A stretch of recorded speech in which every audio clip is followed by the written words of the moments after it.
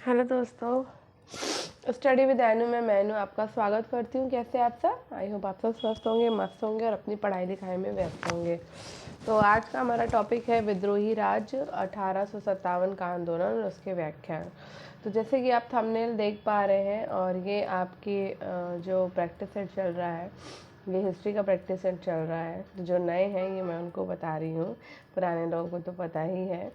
तो अगर आपने चैनल सब्सक्राइब नहीं किया है तो आप पहले चैनल सब्सक्राइब कर लीजिए, स्टडी विद एनु को सब्सक्राइब कर लीजिए, ताकि मेरे द्वारा जो भी मटेरियल या जो भी कंटेंट प्रोवाइड कराया जा रहा है वो सारा का सारा आपको ईजिली अवेलेबल हो सके। ठीक है, तो सबसे पहले स्टडी विद एनु को सब्सक्राइब करिए।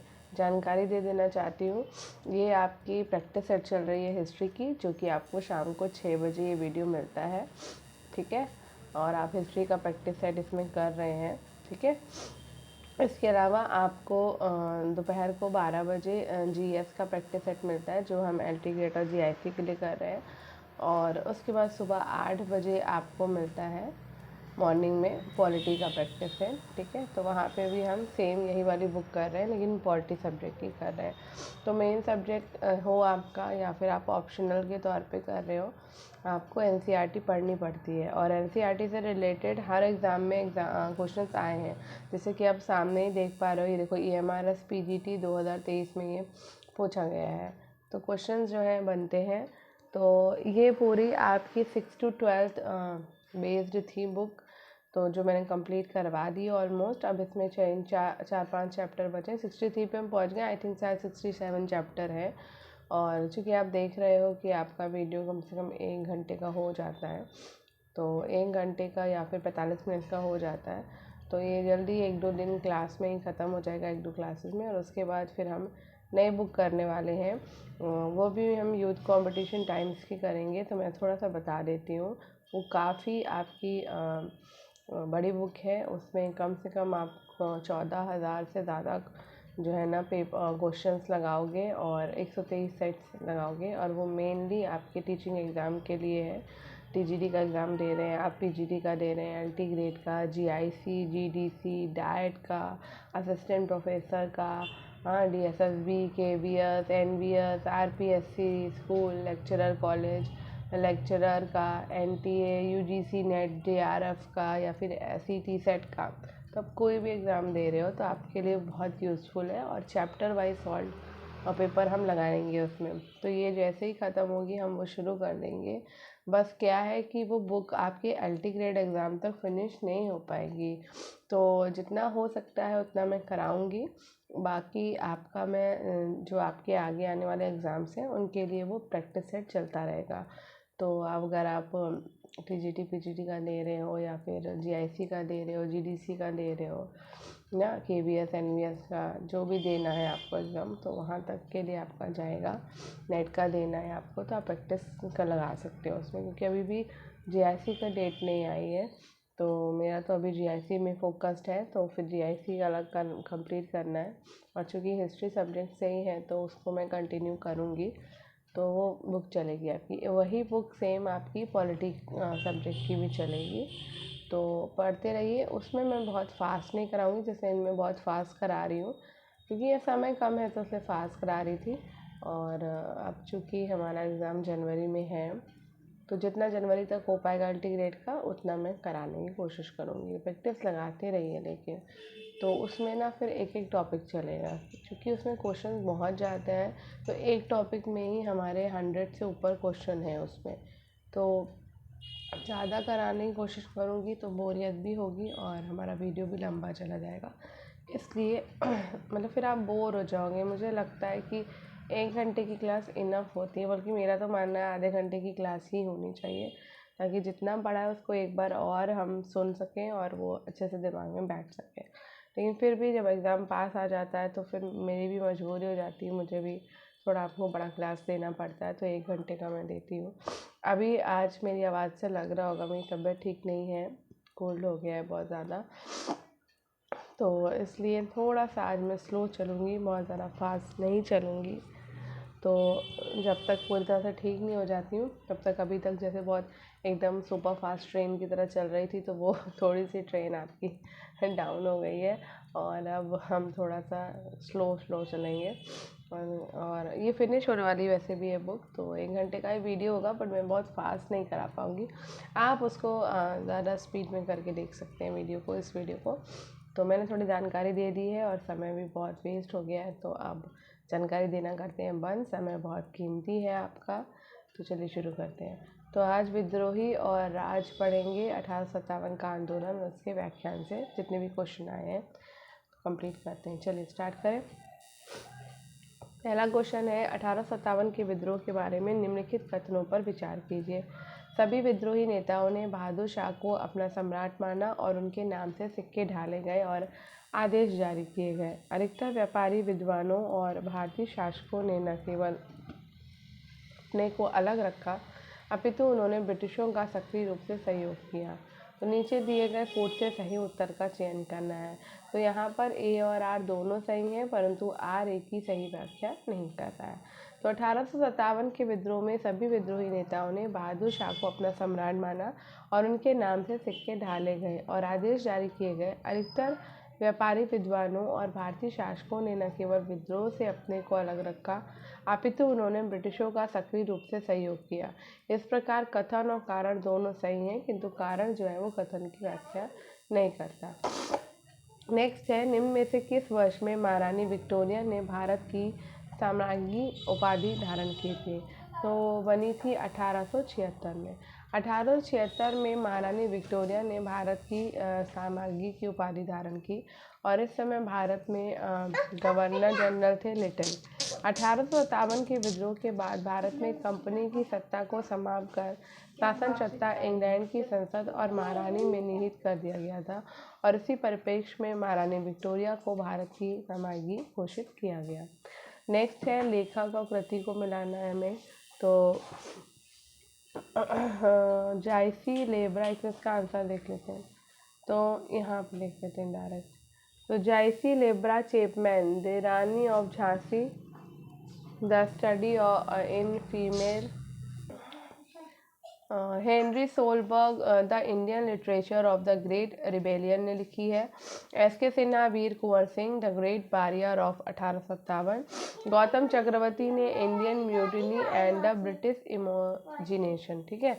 नेक्स्ट है, निम्नलिखित में से कौन सा 1857 की क्रांति का कारण नहीं था? तो 1857 की क्रांति का कारण पहले देख लेते हैं क्या था। तो अत्यधिक करों के भार ने कृषक समुदाय को ऋणग्रस्त और निर्धन बना दिया था, तो ये कारण तो आपका था। ठीक है। परंपरागत भू स्वामित्व वाले उच्च वर्ग ने अपनी शक्ति और विशेष अधिकार खो दिए थे, ये भी था।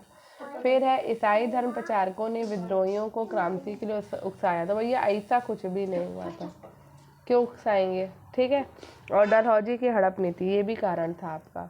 तो 1857 की क्रांति को प्रथम भारतीय स्वतंत्रता संघर्ष की संज्ञा दी गई और इस क्रांति के कई कारण थे जो तत्कालीन सामाजिक, आर्थिक, राजनीतिक और धार्मिक परिस्थितियों में निहित थे।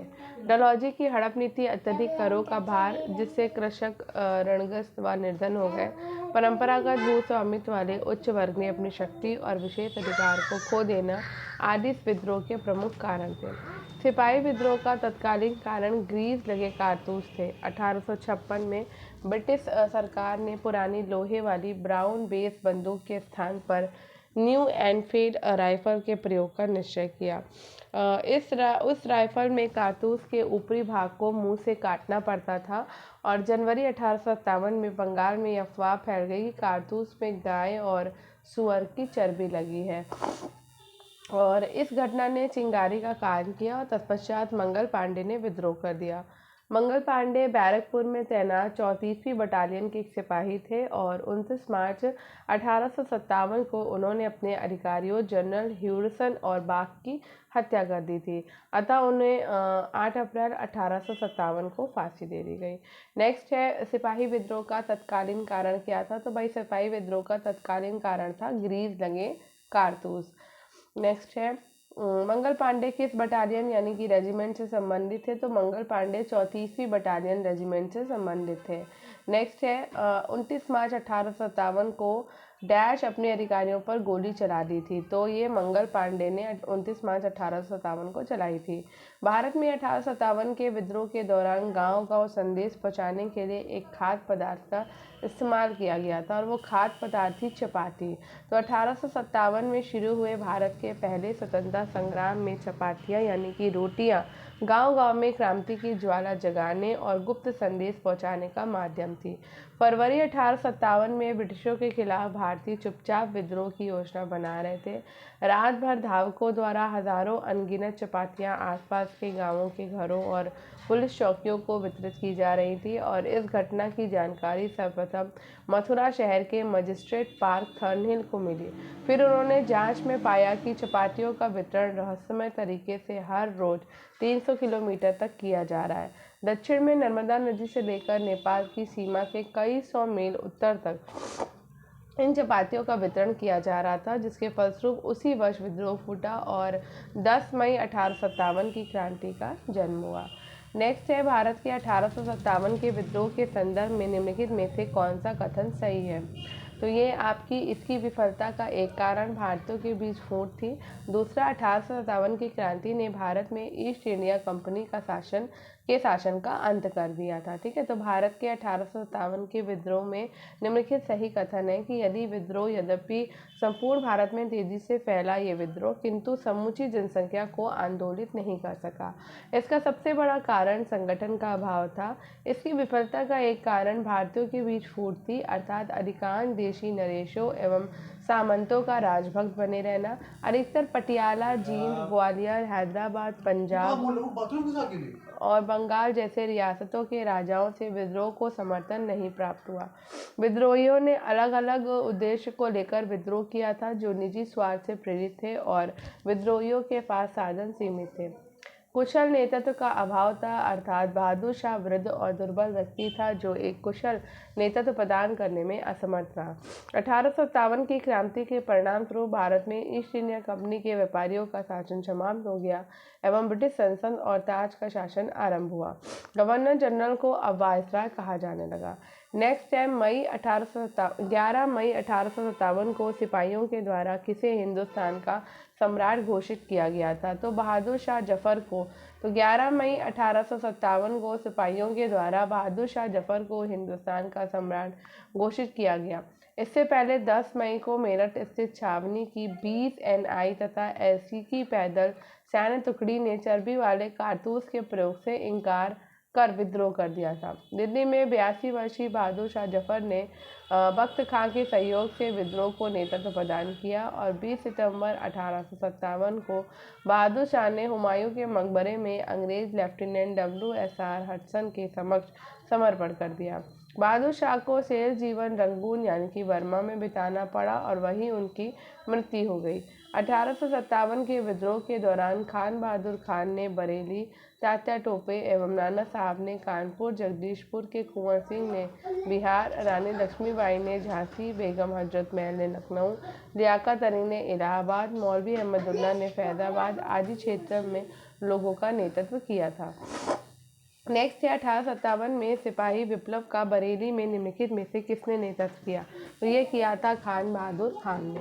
ठीक है, बिहार में 1857 के विद्रोह के नेता कौन थे। तो बिहार से लड़ रहे थे कुंवर सिंह। ठीक है, कुंवर सिंह।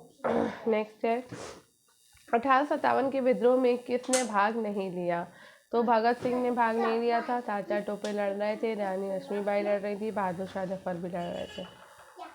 निम्नलिखित में से कौन से स्थान पर कैम्पबेल के नेतृत्व में अंग्रेजी फौजों ने 2000 विद्रोही सिपाहियों का नरसंहार किया था। तो भैया कैम्पबेल ने जो है ना सिकंदर बाग लखनऊ में कांड किया था। तो 1857 में सिकंदर बाग लखनऊ में कैम्पबेल के नेतृत्व में अंग्रेजी फौजों ने 2000 विद्रोही सिपाहियों का नरसंहार किया। भारतीय विद्रोह के दौरान सिकंदर बाग का इस्तेमाल लखनऊ में ब्रिटिश रेजिडेंसी की घेराबंदी के दौरान सिपाही विद्रोहियों के कई गढ़ों में से एक के रूप में किया गया। यहाँ घिरे हुए रेजिडेंसी को राहत देने के लिए कमांडर इन चीफ कैम्पबेल ने गोली चलाने का आदेश दे दिया था। मार्च 1858 तक उन्होंने लखनऊ पर पुनः अधिकार कर लिया और लखनऊ में कैम्पबेल के ओके। कैम्पबेल के पूर्व आउटरम ने विद्रोह का दमन किया था। कैम्पबेल के आने के बाद विद्रोही कमजोर पड़ गए और बेगम रख के आइए, चलिए जाइए, शोर नहीं मचाइए, जाइए रख के आइए, रख के आइए। नेक्स्ट है, अंग्रेजों के द्वारा लखनऊ पुनः अधिकार में कब लिया गया? तो ये मार्च 1858 में लिया गया था। 1857 के विप्लव से संबंधित निम्न घटनाओं को कालक्रम में व्यवस्थित कीजिए। तो लखनऊ में विद्रोह, बहादुर शाह के द्वारा विद्रोह को नाम मात्र के नेतृत्व का आश्वासन, मैनपुरी एटा में सैनिकों का विद्रोह और झांसी की रानी की मृत्यु। तो सबसे पहले काम हुआ बहादुर शाह के द्वारा विद्रोहियों को नाम मात्र के नेतृत्व का आश्वासन देना। उसके बाद दूसरा काम हुआ मैनपुरी में एटा में सैनिकों का विद्रोह। फिर तीसरा काम हुआ लखनऊ में विद्रोह। फिर चौथा काम हुआ झांसी की रानी की मृत्यु। ठीक है।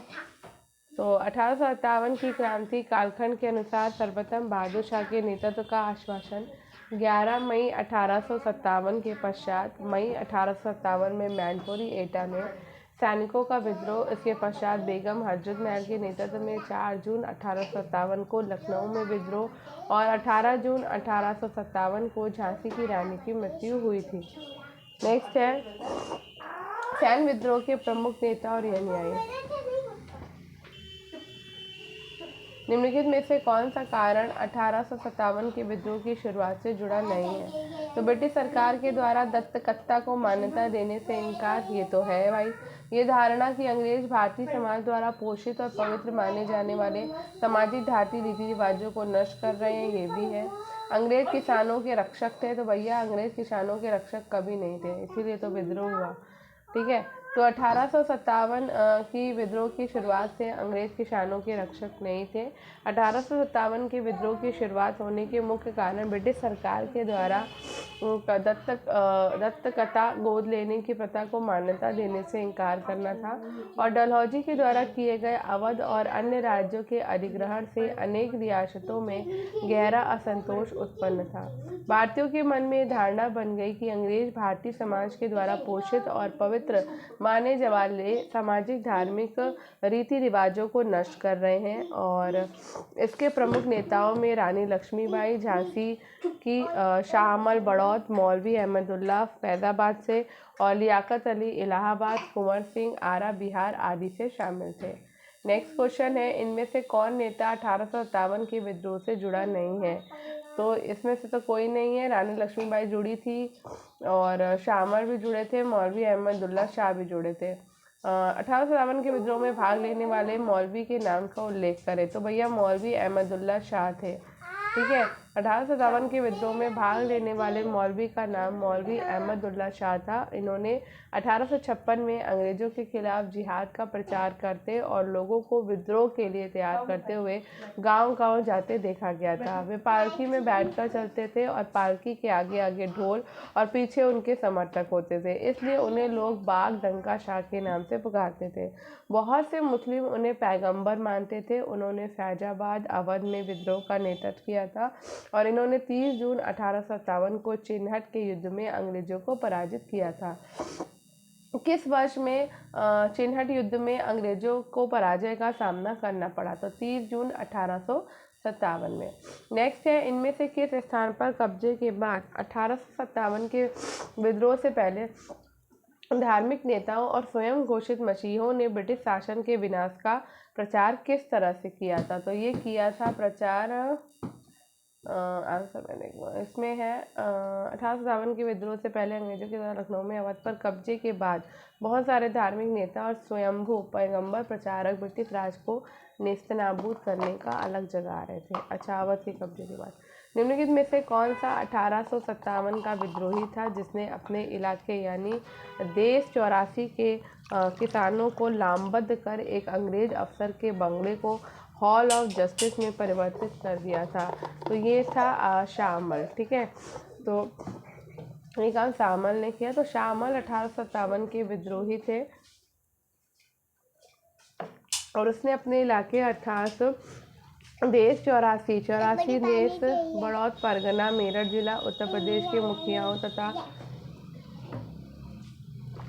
किसानों को अंग्रेजों के विरुद्ध लामबंद एकत्रित करना किया। ये कार्य उन्होंने रात में गांव-गांव घूमकर किया था। शामल ने एक अंग्रेज अधिकारी के बंगले को हॉल ऑफ जस्टिस यानी कि न्याय भवन में परिवर्तित कर दिया था और शामल ने गुप्तचरी का अनोखा नेटवर्क स्थापित किया था। जुलाई 1857 में वो युद्ध करते हुए शहीद हो गए। नेक्स्ट है, निम्नलिखित में से किसने 84 देश के मुखियाओं तथा काश्तकारों को संगठित किया तथा रात को गांव-गांव घूमकर लोगों से अंग्रेजों के खिलाफ विद्रोह करने का आग्रह किया? तो ये काम कर रहे थे शामल। ठीक है। नेक्स्ट है, निम्नलिखित में से 1857 के विद्रोह का वो कौन सा नेता था जिसने मेरठ के आसपास किसानों को अंग्रेजों के खिलाफ भाग लेने के लिए लामबंद किया तथा जुलाई 1857 में युद्ध के दौरान मारा गया? तो यहाँ पे भी आंसर आ जाएगा आपका शामल। ठीक है। निम्नलिखित में से कौन सा क्षेत्र स्वतंत्रता की पहली लड़ाई के दौरान अंग्रेजों के नियंत्रण के अधीन नहीं था? तो ये हैदराबाद निज़ाम। ठीक है। 1857 में स्वतंत्रता की पहली लड़ाई के दौरान अर्काट, बनारस और सिंध अंग्रेजों के प्रत्यक्ष नियंत्रण में था, जबकि हैदराबाद का निज़ाम एक स्वतंत्र राज्य था। यद्यपि निज़ाम अंग्रेजों से सहायक संधि 1798 के द्वारा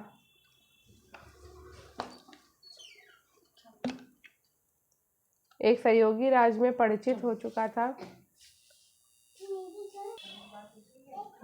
यद्यपि निज़ाम अंग्रेजों से सहायक संधि 1798 के द्वारा एक सहयोगी राज्य में परिणित हो चुका था। परिणत। वीर सावरकर ने अपनी पुस्तक the Indian war of independence 1857 के विद्रोह के लिए प्रथम भारतीय स्वतंत्रता संग्राम शब्द का प्रयोग किया था। First war of India independence. Who said this for the first time? तो प्रथम भारतीय स्वतंत्रता संग्राम 1857 के विद्रोह के लिए इस वाक्य का प्रयोग पहली बार किसने किया है? तो भैया वीर सावरकर ने किया है। अब बात करते हैं अवध में विद्रोह की। तो आजमगढ़ घोषणा के बारे में निम्न में से कौन सा वक्तव्य सही नहीं है? 5 विभिन्न भागों में समाज के अलग अलग समुदायों से अपील की गई और ये महारानी की घोषणा का प्रत्युत्तर था। तो भैया ये महारानी की घोषणा का प्रत्युत्तर ही था। महारानी की घोषणा 1 नवंबर 1858 को की गई थी, जबकि आजमगढ़ घोषणा 25 अगस्त 1857 को जारी की गई थी। अतः आजमगढ़ घोषणा महारानी की घोषणा का प्रत्युत्तर नहीं था। आजमगढ़ घोषणा को बहादुर शाह के नाम से जारी किया गया, जिसमें विभिन्न समुदायों से अपील की गई थी। When was the kingdom of Awadh? Awadh राज को अंग्रेजों ने कब समाप्त किया? तो अवध को अंग्रेजों ने 1856 में समाप्त कर दिया था। तो 1851 में जनरल डलहौजी ने अवध की रियासत के बारे में कहा कि ये गिलास फल यानी कि चेरी एक दिन हमारे ही मुंह में आकर गिरेगा। 5 साल बाद 1856 में अवध पर कुशासन का आरोप लगाकर औपचारिक रूप से ब्रिटिश साम्राज्य का अंग घोषित कर दिया गया और 1856 में अवध के अधिग्रहण के बाद अधिकांश इलाकों और रियासतों में गहरा असंतोष फैल गया। उत्तर भारत की शान कहे जाने वाले अवध की रियासत से नवाब वाजिद अली शाह को हटाकर कलकत्ता भेज दिया गया। 1856 में एक मुफ्त बंदोबस्त के नाम से ब्रिटिश भू राजस्व नीति लागू कर दी गई तथा तालुकदारों को उनकी ज़मीनों से बेदखल कर दिया गया और उनके किलों को नष्ट कर दिया गया। 1857 के विद्रोह के दौरान अवध क्षेत्र के तालुकदारों और किसानों ने अंग्रेज़ों के खिलाफ लड़ाई लड़ी और वे अवध के नवाब के प्रति निष्ठा रखते थे, इसलिए उन्होंने लखनऊ जाकर बेगम हजरत महल का साथ दिया और अवध के राजा के रूप में बिरजिस कद्र यानी कि हजरत हमल का पुत्र को ताज पहनाया। 1857 के विद्रोहियों के द्वारा अवध के राजा के रूप में किसे ताज पहनाया गया था? तो ये बाप रे कोल्ड हो गया घस के मुझे। बिरजिस कद्र को। ठीक है। नेक्स्ट है 1856 में ईस्ट इंडिया कंपनी के द्वारा किस बहाने से अवध क्षेत्र पर कब्जा किया गया था? तो ये किया गया था कुशासन के द्वारा। अवध का कब्जा करने के बाद अंग्रेजों ने ताल्लुकदारों को निरस्त कर दिया और उनके सभी किलों को नष्ट कर दिया। निम्नलिखित में से किस रियासत के लिए डलहौजी ने कहा कि ये चेरी फल एक दिन हमारे मुंह में आके गिरेगा? तो ये अवध के लिए कहा था। ठीक है, नेक्स्ट है 1851 में अवध को एक चेरी जो एक दिन हमारे मुंह में आके गिर जाएगी के रूप में वर्णित किया था डलहौजी ने। विद्रोह की छवियां, गतिविधियां एवं दमन। तो ब्रिटिश ईस्ट इंडिया कंपनी ने आखिरकार 1857 के विद्रोह को पूरी तरह से दबा दिया था, क्योंकि विद्रोह कुछ प्रमुख केंद्रों जैसे दिल्ली या लखनऊ तक ही केंद्रित था और नेता व्यापक क्षेत्रों को एकजुट करने में असफल रहे। वे केवल कुछ और कम शक्तिशाली शासकों के साथ ही गठबंधन बना पाए थे। नेक्स्ट है ब्रिटिश ईस्ट इंडिया कंपनी अंततः 1857 के विद्रोह को दबाने में सफल रही, क्योंकि विद्रोह कुछ बहुत ज़्यादा ही गर्मी आ रही है, मुझे एकदम से स्टार्ट हो गई, जुकाम ना बहुत तेज़ हो गया मुझे। क्या करूं, क्रॉस करना ज़रूरी है क्योंकि समय नहीं है, वरना तो मुझे ना कोल्ड बहुत जल्दी हो जाता है और बच्चों से तो बहुत जल्दी हो जाता है। इस समय बच्चे भी बेचारे छोटे होते हैं और फिर मुझे बांट देते हैं दोनों। तो मैंने जैसे कि आपको वीडियोस में पहले बताया ही है कि मुझे अगर एक बार कोल्ड हो जाता है ना मेरी बैंड बज जाती है। गनीमत है कि अभी खांसी नहीं है और उसके लिए भी मैं थोड़ा अपना देसी चीज़ें कर रही हूँ। तो अभी तो फ़िलहाल कोल्ड से परेशान हूँ, खराश और सब नॉन ठीक हो चुकी है अभी इस टाइम।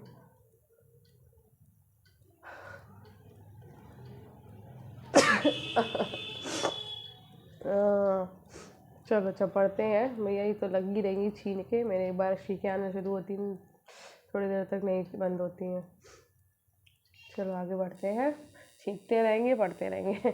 1857 के विद्रोह के बारे में निम्नलिखित में से कौन सा सही नहीं है? तो ये उत्तर और मध्य भारत के काफ़ी भागों में फैल गया था। विद्रोह में भाग लेने वाले नेताओं ने मुगल शासन के प्रारूप का आह्वान किया था और विद्रोह में भाग लेने वाले नेताओं ने कंपनी की सेना और प्रशासन के तंत्र पर नियंत्रण स्थापित कर दिया था। विद्रोह में भाग लेने वाले नेताओं ने पूरे भारत में गठबंधन स्थापित किया। तो ऐसा भैया कुछ नहीं हुआ था कि पूरे भारत में गठबंधन हो, तो ये डी वाला ऑप्शन है। क्लेमेंसी रेसोल्यूशन कब पारित किया गया था? 31 जुलाई 1857 को। तो क्लेमेंसी रेजोल्यूशन जैसे क्षमादान भी कहा जाता है, 31 जुलाई 1857 के प्रस्ताव के द्वारा लाया गया, जो उन रेजिमेंटों के सिपाहियों के बीच अंतर करता था जिन्होंने विद्रोह करके अपने अधिकारियों और यूरोपीय नागरिकों को मार डाला था। नेक्स्ट है ब्रिटिश प्रेस द्वारा निम्नलिखित में से क्षमादान की पैरवी करने वाले किस गवर्नर जनरल का मजाक उड़ाया गया था? तो ये है कैनिंग। ठीक है, तो प्रतिरोध और सबक सिखाने वाले चित्रों के साथ साथ ऐसे अंग्रेजों का व्यंग चित्र द्वारा मजाक भी उड़ाया गया जो करुणा और दया का सहारा लेना चाहते थे। भारत के गवर्नर जनरल कैनिंग ने सुझाव दिया कि यदि थोड़ी नरमी अपनाई जाए तो हम भारतीय सिपाहियों की हमदर्दी हासिल कर सकते हैं। इस तारतम्य में हास्यपरक व्यंग्य की वायसराय कैनिंग का ये व्यंग्य चित्र छापा। इस चित्र में कैनिंग का मजाक उड़ाया गया कि इस कार्टून में कैनिंग को एक भव्य नेक बुजुर्ग के रूप में दर्शाया गया है। नेक्स्ट है हमारा, किस ईस्ट इंडियन कंपनी के अधिकारी ने भारतीय शासकों के योगदान के संबंध में टिप्पणी की थी कि ऐसे शासक एवं शासन प्रमुखों ने तूफान के ब्रेक वाटर बांध के रूप में काम किया जो अन्यथा हमें एक बड़ी विशाल लहर में बहा ले गया होता? तो ये किया है आपका कैनिंग ने। तो कैनिंग ने 1857 के विद्रोह में भारतीय राजवाड़ों, महाजनों, ऋण देने वालों, समृद्ध भारतीयों आदि के द्वारा अंग्रेजों को किए गए सहयोग के संदर्भ में कहा कि ऐसे शासकों ने तूफान में बांध के रूप में काम किया, अन्यथा में एक बड़ी लहर बहा ले जाती। भारत में 1857 के विद्रोह की शुरुआत 10 मई 1857 से मानी जाती है, जब विद्रोहियों ने दिल्ली पर कब्जा कर बहादुर शाह जफर को शासक घोषित कर दिया था और इसी प्रकार वायसराय कैनिंग ने 5 जुलाई 1858 को विद्रोह का दमन कर भारत में शांति बहाल की घोषणा की थी। कैनिंग ने कब 1857 के विद्रोह का दमन कर भारत में शांति बहाल करने की घोषणा करी? तो 5 जुलाई 1858 को। 1857 के विद्रोह से पहले किसानों ने दमन करने वाले और अंग्रेजों के सहयोगियों के रूप में किसे माना था? तो ये महाजनों, धन और समृद्ध भारतीयों को माना था। ठीक है, और अब ये आपका आ गया है, टाइम देख लेते हैं। औपनिवेशिक शहर नगरीकरण और नगर योजना स्थापत्य। तो एक सेकेंड, तो चलिए इसको भी कर लेते हैं। पहला क्वेश्चन है, पूर्व औपनिवेशिक काल में कस्बे और शहर से निम्नलिखित में से कौन सा कथन सही है? तो 17वीं शताब्दी के दौरान भारत की तुलना में पश्चिमी यूरोप के शहरी केंद्रों में अधिक संख्या में लोग रहते थे। 17वीं शताब्दी के दौरान पश्चिमी यूरोप की तुलना में भारत में शहरी केंद्रों में अधिक संख्या में लोग रहते थे। ये सही है। तो 17वीं शताब्दी में जनसंख्या का लगभग 15% नगरों में रहता था और ये औसत रूप से उस समय पश्चिमी यूरोप की नगरीय जनसंख्या के अनुपात से अधिक था। बर्नियर ने मुगलकालीन शहरों को शिविर नगर कहा था और इससे उसका आशय उन नगरों से था जो अपने अस्तित्व को बचाने और बने रहने के लिए राजकीय शिविर पर निर्भर थे। आधुनिक स्थानीय स्वशासन किसने शुरू किया? तो आधुनिक स्थानीय स्वशासन शुरू किया था रिपन ने। तो आधुनिक स्थानीय स्वशासन का प्रारंभ वायसराय रिपन ने 1882 में किया। रिपन को स्थानीय स्वशासन का जनक माना जाता है और उसकी स्थानीय स्वशासन योजना ने उन नगर संस्थाओं को स्थापित किया जो ब्रिटिश क्राउन के भारत पर अधिकार के बाद से देश में बढ़ी हुई थी। इसके अंतर्गत ग्रामीण और शहरी निकायों को शामिल किया गया। इसके अतिरिक्त रिपन ने 1881 में प्रथम कारखाना अधिनियम, इल्बर्ट बिल विवाद, 1882 का हंटर शिक्षा आयोग आदि सुधारों को लागू किया था। बम्बई का टापू 1668 में इंग्लिश ईस्ट इंडिया कंपनी ने किससे हासिल किया है? तो ये पुर्तगालियों से हासिल किया था। तो बम्बई का टापू 1668 में इंग्लिश ईस्ट इंडिया कंपनी ने पुर्तगालियों से हासिल किया। 1661 में इंग्लैंड के राजा चार्ल्स द्वितीय का विवाह पुर्तगाली राजकुमारी कैथरीन के साथ हुआ और इस अवसर पर पुर्तगालियों ने चार्ल्स द्वितीय को दहेज के रूप में बम्बई का द्वीप प्रदान किया। 1668 में चार्ल्स द्वितीय ने बम्बई का द्वीप 10 पाउंड वार्षिक किराया लेकर ईस्ट इंडिया कंपनी को दे दिया। नेक्स्ट है, 1857 के विद्रोह से पहले दिल्ली का कोतवाल कौन था? तो भैया दिल्ली के जो कोतवाल थे वो थे गंगाधर नेहरू। ठीक है, तो 1857 के विद्रोह से पहले दिल्ली के कोतवाल गंगाधर नेहरू थे और प्रथम भारतीय संविधान संग्राम के आरंभ होने के कुछ वर्ष पहले तक नेहरू परिवार के सदस्य मुगल दरबार में सम्मानित पदों पर कार्य करते रहे। लक्ष्मी नारायण के पुत्र गंगाधर नेहरू को मुगल शासन ने दिल्ली का कोतवाल नियुक्त किया था, लेकिन 1857 की क्रांति से कुछ वर्ष पहले ही पंडित गंगाधर नेहरू को दिल्ली के कोतवाल के पद से हटाकर मेटकॉफ ने अपना मनपसंद कोतवाल नियुक्त कर दिया था। गंगाधर नेहरू थे, तो गंगाधर नेहरू जो थे वो 1857 के विद्रोह से पहले दिल्ली के कोतवाल थे। 18वीं शताब्दी के भारत के संबंध में कौन सा कथन सही नहीं है? तो बनारस, पुणे, लखनऊ, हैदराबाद, मैसूर या जयपुर जैसे शहर 18वीं शताब्दी में दिल्ली, आगरा और लाहौर के खर्च पर विकसित हुए थे, या फिर स्वदेशी व्यापार और शिपिंग में वृद्धि हुई, या तो स्वदेशी व्यापार और शिपिंग में यहाँ पे वृद्धि हुई थी। ठीक है, तो 18वीं शताब्दी के भारत में स्वदेशी व्यापार और शिपिंग में कमी हुई थी, ना कि वृद्धि। तो 18वीं शताब्दी ब्रिटिशकालीन भारत में राजनीतिक और व्यापारिक पुनर्गठन के बाद पुराने नगर पतोन्मुख हुए और नए नगरों का विकास हुआ। व्यापारी, प्रशासक, शिल्पकार और अन्य लोग पुराने मुगल केंद्रों से निकलकर नए शहरों में आने लगे और मशीनों के विकास के कारण भारतीय स्वदेशी उद्योगों का विकास अवरुद्ध हो गया और ब्रिटिश उद्योगों एवं वस्तुओं को बढ़ावा मिला। नेक्स्ट है, औपनिवेशिक भारत के दौरान बंगाल प्रांत का कौन सा शहर फ्रांसीसी आधिपत्य का हिस्सा रहा है? तो ये है चंदनगर। स्वतंत्रता के बाद भी 3 भारतीय क्षेत्र पौंडीचेरी चेन्नई के पास, चंदनगर कलकत्ता के पास और माही कालीकट के पास पश्चिम तट पर फ्रांसीसियों के अधीन था। ये लंबी संधि वार्ता के बाद फ्रांसीसियों ने नवंबर 1954 में तीनों भारतीय क्षेत्रों को भारत सरकार को सौंप दिया और इसके अतिरिक्त पुर्तगालियों के पास गोवा दमनदीव के भारतीय क्षेत्र थे, जिन्हें सैनिक कार्रवाई के माध्यम से भारत में मिलाया गया था। नेक्स्ट है, निम्नलिखित में से किस भारतीय तट के माध्यम से मुख्य पूर्व औपनिवेशिक बंदरगाहों के माध्यम से खाड़ी तथा लाल सागर समुद्री बंदरगाहों के माध्यम से जीवन समुद्री व्यापार होता था? तो ये होता था सूरत गुजरात तट पर।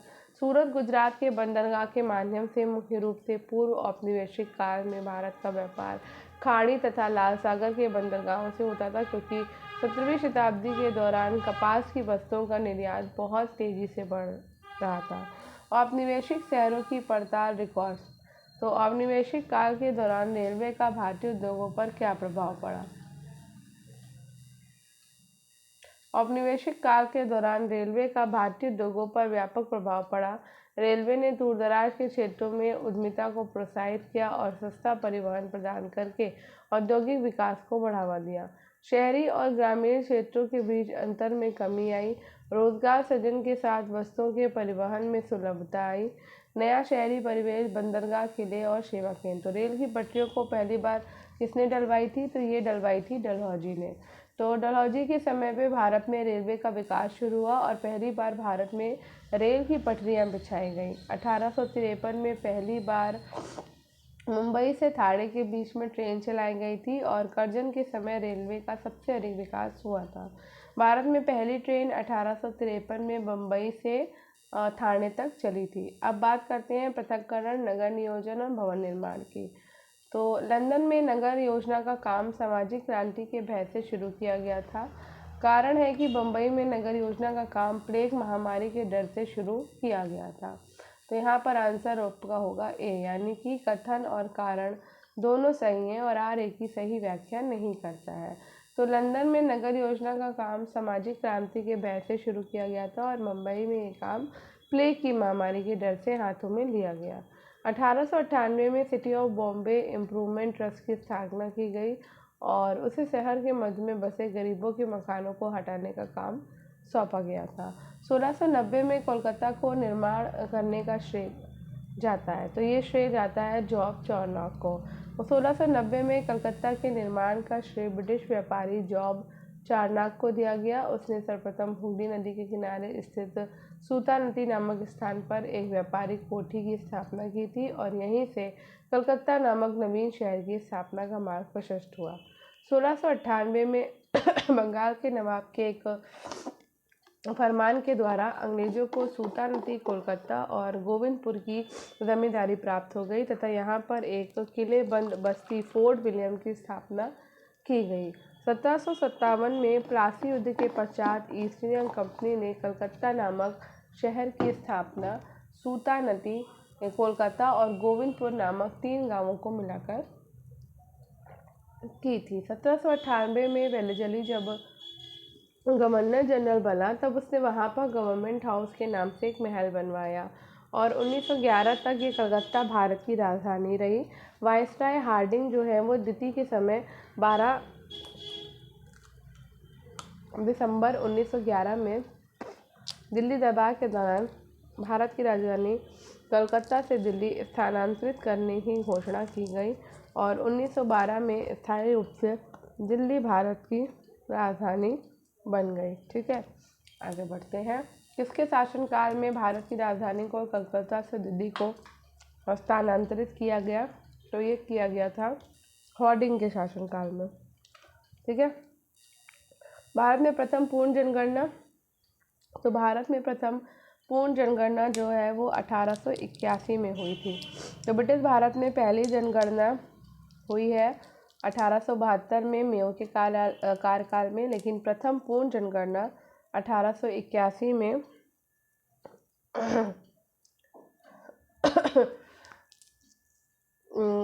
रिपन के समय हुई और प्रत्येक 10 वर्ष के अंतराल पर जनसंख्या का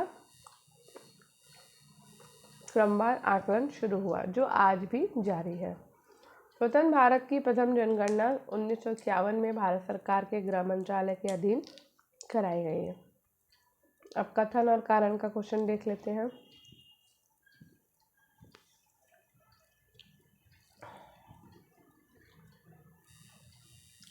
तो 1800 में प्रारंभ हुए फोर्ट विलियम कॉलेज का उद्देश्य ईस्ट इंडिया कंपनी के रोजगार के लिए लेखक तथा कैडेट का प्रशिक्षण करना था।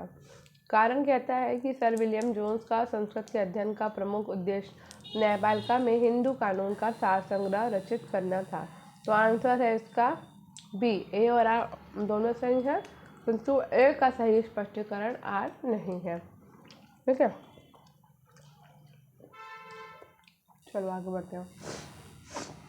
1800 में प्रारंभ हुए फोर्ट विलियम कॉलेज का उद्देश्य ईस्ट इंडिया कंपनी के रोजगार के लिए लेखक और कैडेट का प्रशिक्षण करना था।